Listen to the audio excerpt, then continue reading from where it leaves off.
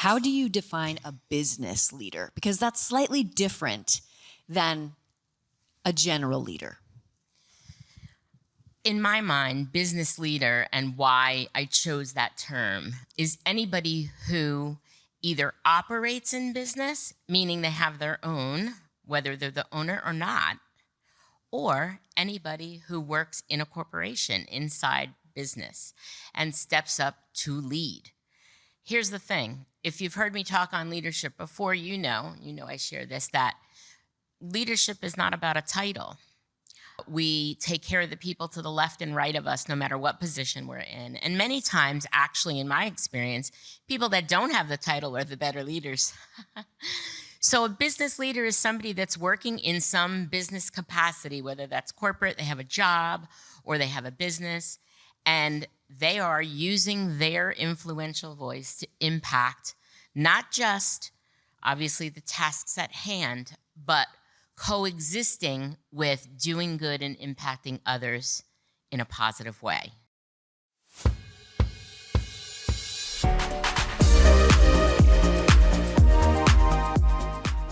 Next, we have a very powerful conversation at the heart of this Revive and Thrive Summit. We're diving deep into what it means to lead with purpose, passion, and precision.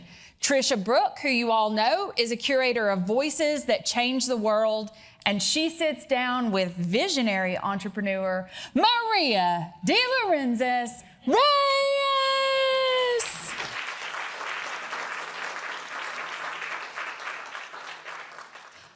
3 words that stood out for me today so far that came out of your amazing energy, voice, and leadership exploration for us are collective rising, unlimited, and declarations.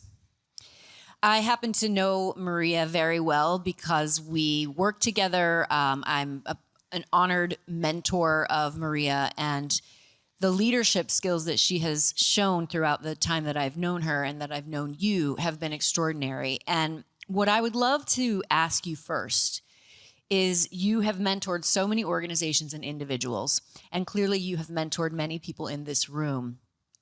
How do you define a business leader? Because that's slightly different than a general leader.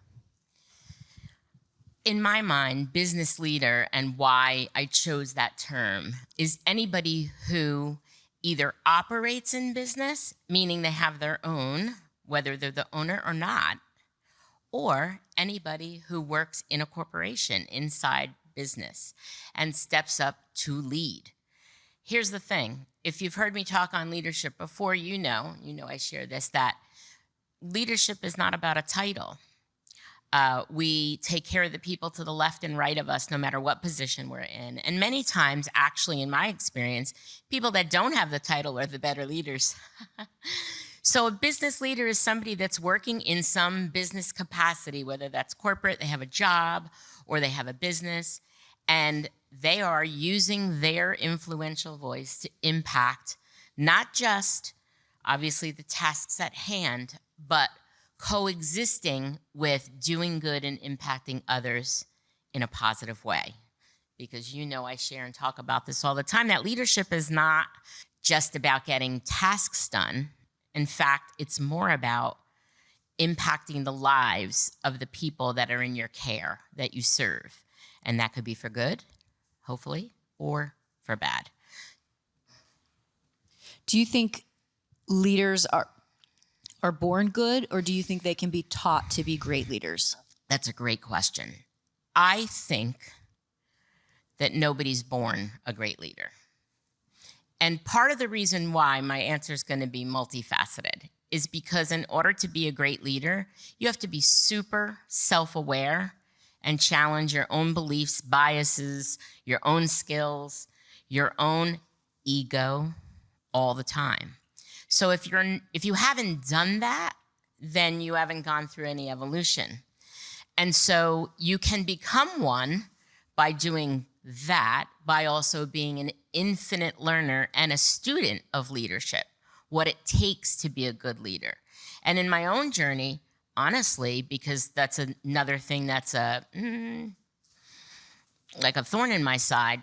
We have lots of people leading that don't have leadership skills at all because they're promoted because they were good at their job. And that's not what it takes to lead. They have no training. They have no experience. They have no trial and error. My own journey was a series of, okay, what works, what doesn't? And being honest enough and enough of a rebel to say, I'm not following what they're doing because it doesn't work. So I do believe that leaders can be made, but that self-awareness piece, I think, is the most important piece. And being a student of leadership, of studying it, of practicing it, of being humble enough to say what I'm doing is not working. And so I'm gonna be committed to upping my own skills to impact others and care for my team and produce the results that I want to see and make happy people and successful companies. Sometimes we think that those things are mutually exclusive, and they're not. What I love about everything you just said, in addition, is that what I'm inferring from you is that leadership isn't a hierarchy. Talk a little bit about what that means to you. Yeah, I mean, a lot of times, 100%, we in business, it's very accepted that we have this org chart, right? And this levels of things. And even in the public sector, the chain of command and all of that.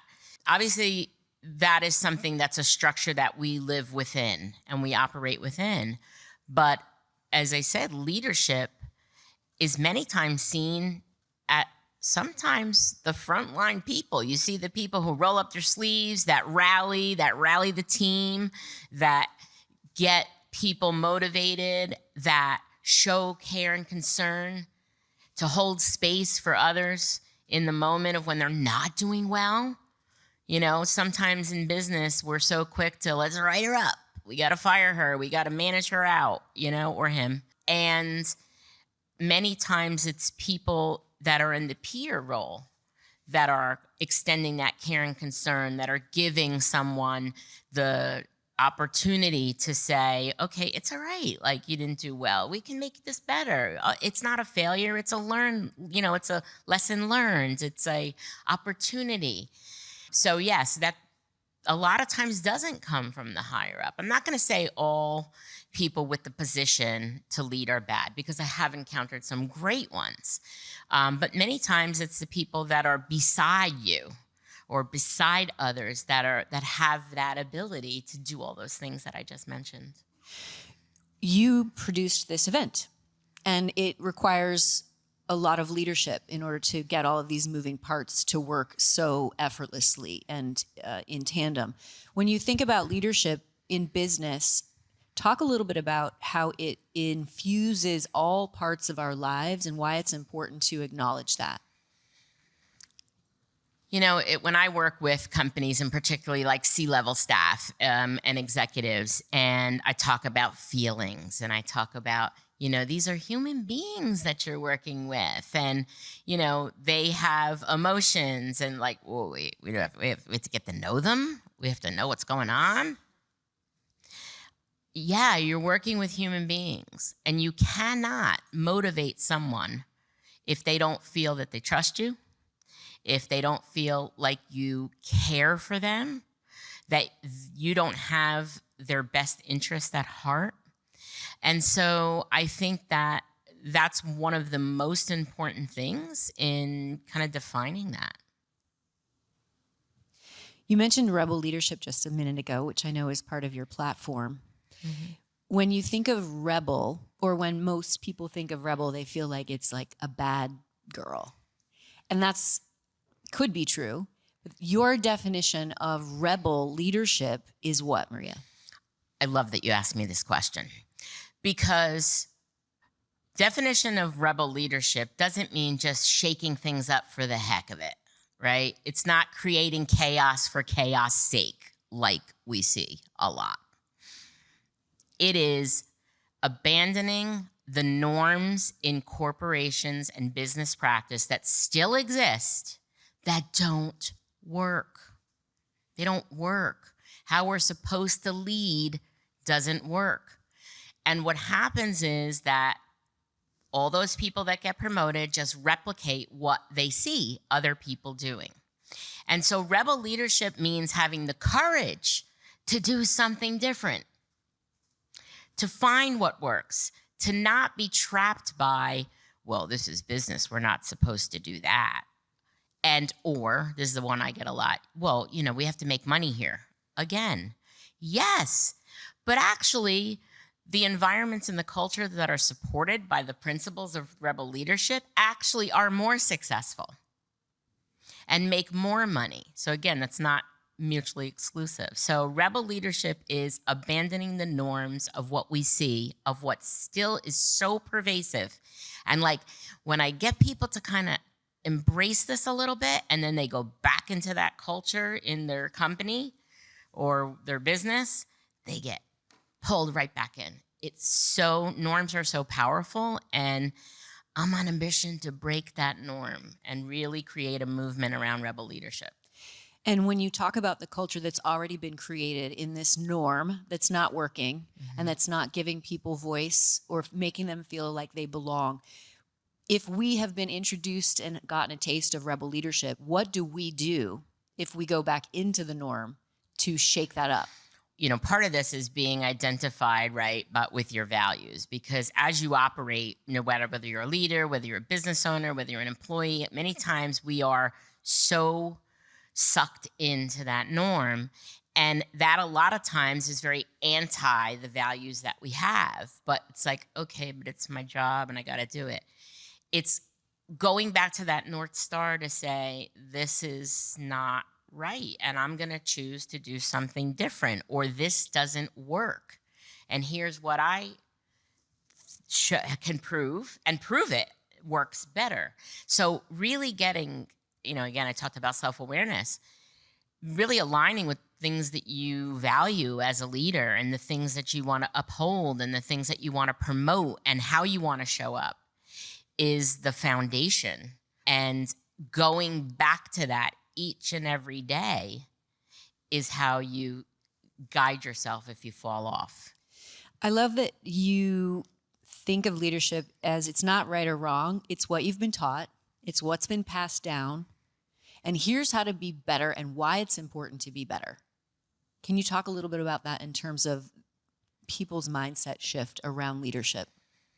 I think a lot of it has to do with this lock in mindset that, again, I even had the experience where I was talking about this and somebody said to me, oh, you might want to include more metrics because, CEOs, they don't think you can make money doing this.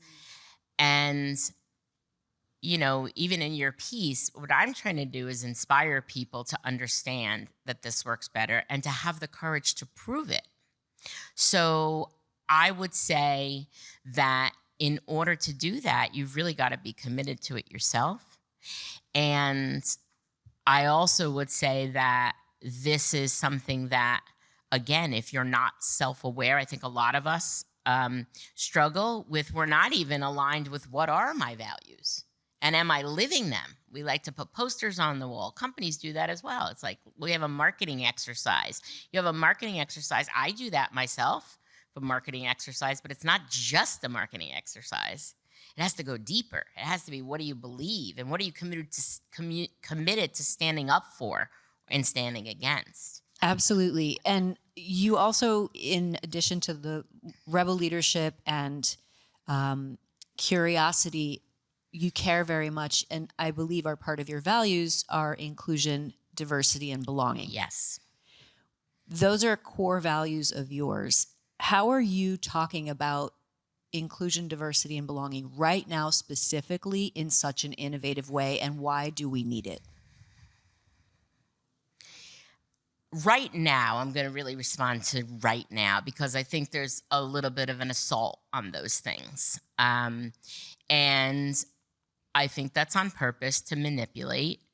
And I think that even more so, those of us who believe in those values have to continue to speak out about why they're valuable. They're valuable because, and I'm going to talk a little bit more about this afternoon, because inclusion, everybody wants to be included.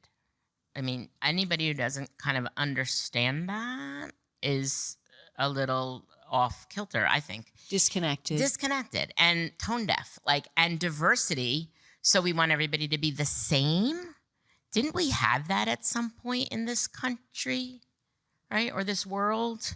Didn't we have that where everyone the same? Okay, I won't go there. But you can all watch it on The Handmaid's Tale on Netflix. Yeah. But diversity is where we get the innovation, where people can bring different ideas, different life experiences, different solutions to problems. So inside a business, that's extremely important. Different voices are many times what sparks more creativity. And then also inclusion, just showing the energy of that and what it creates. And obviously, again, if you're looking for metrics and the ROI, I used to have an old boss that would say, well, some people are just looking for put the nickel in and get 25 cents out. Not everything has an immediate, direct, ROI, right? But there's things that that contribute to the foundation of creating that success. So I think it's by showing the value of it, showing and promoting why it's important, those things that I said, and belonging. Okay, I'm going to say one metric. 52% of people that leave a job say it's because they felt like they didn't belong. That's half of your workforce. We all long for community. We're all here because we long for community. Some people join masterminds because they long for community. Some people go to church, places of worship, churches for community, neighborhood. We all want community. We want it at work too. So when you feel like you're part of a community, you show up as yourself. You show up free. You're not a robot kind of masking up and acting as if, and then going home totally burnt out. Oh, that's what I didn't answer before. Totally burnt out and mean to your family and stressed out and all of that. So it has an impact beyond the workplace, which it should. Because if we all as business leaders did that, then we definitely, I think it's Simon Sinek who says we could have world peace, right? Because everybody would be nicer to one another and there'd be less stress and, all of those things that contribute to the good. What's so exciting about what's happening with the incredible online community, the Business Leaders Hub that you have created, is that everything you're hearing Maria talk about right now, she has formulated into tactical and supportive tools that you can actually have access to. And it is in service of providing support globally to leaders, professionals, and anyone ready to take their leadership to the next level. I have been inside of the Business Leaders Hub, and it is so comprehensive. Your podcast episodes are in there. Special podcast episodes are in there. How to scale your business content is in there. And it is this beautifully designed hub where you are my mentor. I get access to you anytime I want. And I'm so excited about this offering that you have. Would you share a little bit about it? Yeah, we are at the primary stages of this, and I'm so excited to share and launch this and have the opportunity to invite any of you to be a part of this founding members opportunity. We literally just turned the switch on, and we're still adding things as we talk right now, and there's much more to come. But I'm super excited about providing it because if you've read my bio and you've heard the little snippets, I've been doing training and training people and speaking, 6,000 presentations, something like that, 400,000 people trained, all of those things. But I never was able to kind of capture that and put it in a container where people could access it on demand or access it as part of a community. The other thing that was really important to me, and I'll share now, is that I also wanted people to be able to access what they need. I am an executive coach and a personal empowerment coach, and I know that when I'm coaching people, different things come up that are not in my wheelhouse, that are not in my strengths or expertise. And so inside this community, I've also created group coaching, monthly group coaching, where we're going to have feature affiliate coaches, and some of them are in this room, and some will be presenting this afternoon.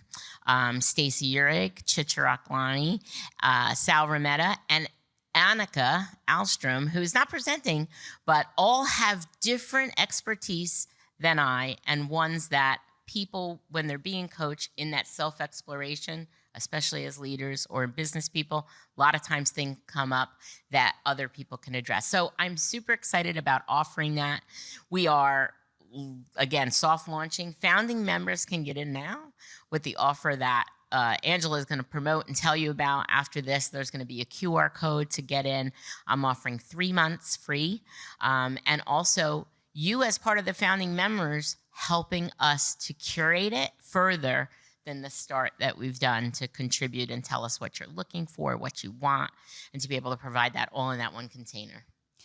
This is an incredible opportunity. Imagine what it would be like to be inside of a container with Maria and her decades of leadership skills, and how to allow yourself to be mentored by her inside of this Business Leaders Hub. This is all about collective rising. Your leadership expertise is unlimited. And I invite you all to declare that you're going to join the Business Leaders Hub in service of yourself. 3 months free, y'all. You should all be signing up. Thank you. Maria, it's such a pleasure to be here on stage with you and to walk alongside of you as a leader. It's truly my honor, and thank you for this opportunity to interview you. Thank you for interviewing me, and thank you as my mentor. I deeply appreciate and honor you being here and doing this. Thank you. Thank you.